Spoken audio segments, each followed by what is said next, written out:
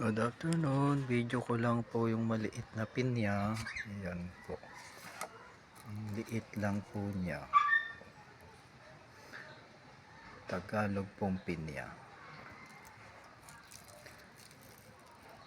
po, ang maliit na pinya.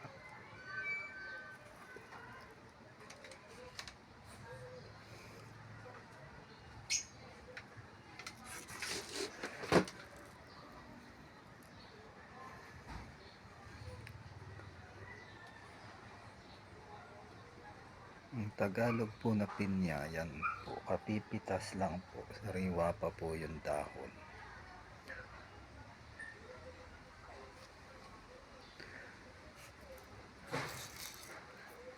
Ang magandang itanim po na Tagalog na pinya.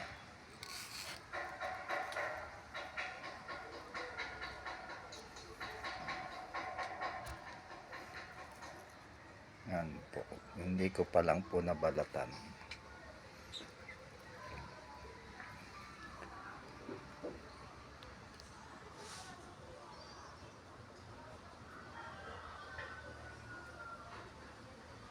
Kapipitas lang po.